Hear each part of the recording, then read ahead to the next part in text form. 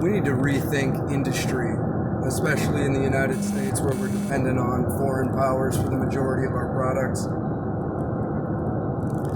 We can use renewable resources like hemp to manufacture over 20,000 different products, from plastics to construction material to clothing. It's insane that we use petroleum carcinogens for plastics that take 500 years to break down in the best case scenario, when we have a totally renewable resource that we can use to manufacture all of our plastics, which is all mostly held up with red tape because you have to have specific permits in order to get the hemp and all of this other stuff grown. And a bunch of states it's not legal to grow it, and then there aren't enough places using it in order for it to be cost effective. So it's all just a bunch of BS as to why we aren't using it, and we just perpetually use this system that we have right now. We cut down trees that take decades to grow instead of producing 2x4s with hemp composites. We could also do bricks, insulation, anything you want to build. Henry Ford built an entire car using hemp products. It's more durable, stronger, and then graphene, you can superheat any carbon-rich item and produce graphene, which is a 1 molecule thick carbon, which is a superconductor 10 times stronger than steel. In areas where all of the roads are depleted, you can make them heated roads. They're destroyed. You don't have to have plows, no salt, no nothing destroying the vehicles. You don't have to shut down when you have harsh weather. It would reduce accidents, it could save lives. You could even turn the roads into solar panels. So the roads would produce electricity. The biggest issue with solar right now is that there's no efficient method of storing the electricity. If you used graphene, the best superconductor we have available, which we can't create, you could produce hydrogen with the leftover electricity and store the hydrogen, create generators that would run off of that and produce electricity when the demand is required. So you wouldn't have to lose all of this electricity during the storing process. You wouldn't be dependent on China with the lithium ion batteries that they control 90% of. You can use graphene to create chips. There goes our dependency on China and Taiwan and this whole chip shortage that we have going on right now. There are many, many solutions to the problems that we have. And I feel like a lot of people know that. And then people want to gripe about expense or about whatever else, when money is fictitious in the first place and resources are the only thing that matters. And you see the allocation of resources going into the hands of state and corporations that just wish to exploit the people who should have an inherent right to those resources. And it's something that is going to be a huge issue here coming up.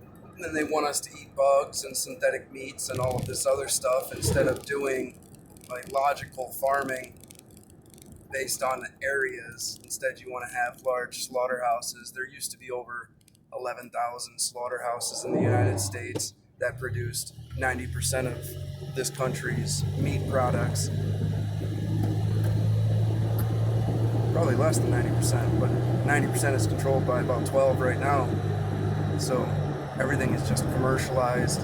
The farming is all being GMO, pesticide sprayed, just killing our planet. And now I'm not caring all about the whole CO2, global warming, Green New Deal bullshit, but we need to work in tandem with nature if we plan on continuing our existence. And with automation and everything that's coming about. It's not like we need to toil. We don't need to. Everyone wants to thank GMOs and pesticides and commercial farming for the depletion of poverty and starvation and all of these things. But we live in an industrial time where you can very much use things like tractors and power equipment, right? Like it's not like you literally have to till the field by hand. So I feel that that plays a much larger role than Monsanto's genetically modified soy and corn and all this other stuff that destroys the planet and provides way less nutrients, let alone the pesticides that we're dumping and gets into the water supply, goes up into the stratosphere, and you have seals being contaminated with all of the pollutants from crops in Iowa or whatever. It's an insane way to exist, what we're doing right now. Now I understand money and just banking and debt and everything like that in general got us to the point where we are. But there's got to be a certain point where we evolve past all of this and start having some common sense just in the way that things function. The free market is an amazing thing. It certainly is. But it's blind. It doesn't know anything but self-interest. And at least to a large degree, that's a wonderful thing. If you have self-interest, it means that you care enough about yourself that hopefully you care about those others that you care about. You can be greedy like that. Like, I'm so greedy, I want a good life for my son and my family and everyone that I care about because I'm greedy. It can be a motivating factor. The Ayn Rand sense of it. The selfishness makes you a better person. But not the psychopathic Gates type mentality where you just become a blind, ravenous, power hungry. But we all know that that's what's going on in the upper echelons right now. It's about elimination of the middle class, the destruction of our way of life, creating a serf state that all of us are peasantry and they are nobility. And that is in a large way the way that it is right now. But the axis of power is tipping. Everything is going.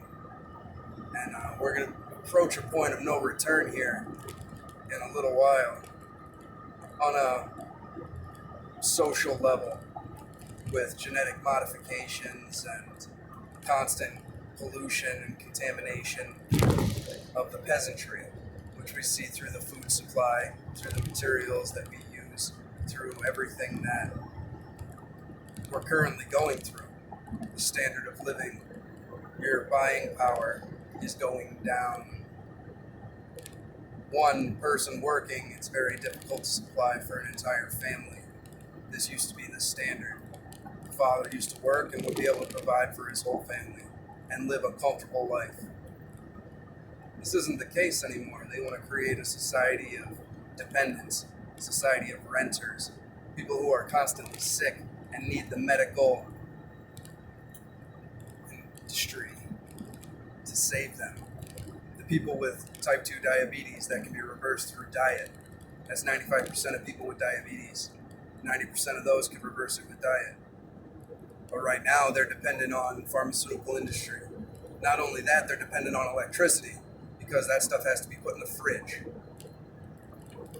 Everybody that goes under transgender body modification is dependent on their hormone injections. People who have organ transplants, they're dependent on pharmaceuticals. How many people will die if they do not have what they need from this one particular industry that creates people to be dependent on them? And now how many people are going to suffer different diseases with this current, socially enforced treatment?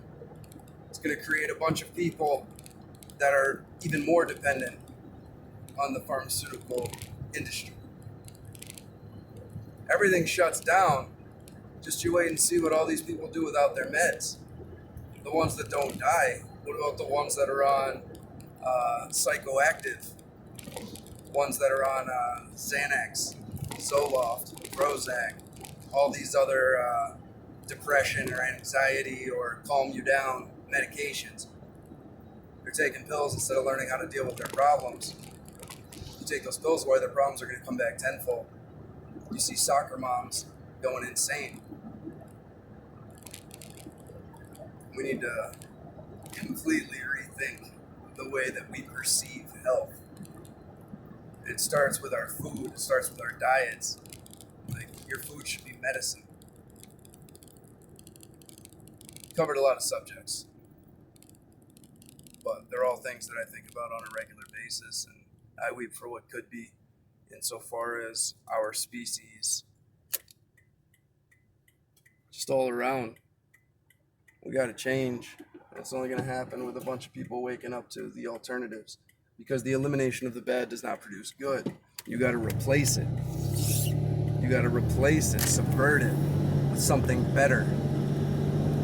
You can't just stop the system that we're doing right now. It's like stopping a car at 100 miles an hour, you kill everybody inside. I understand this. But we need to subvert it. We need to incrementally start switching things out, start improving, start changing our concept. It starts here. It always does. It always has. We need change. Change for the better. And as of late, when things change, they're usually for the worse. We have more in common with each other than those that want us to fight.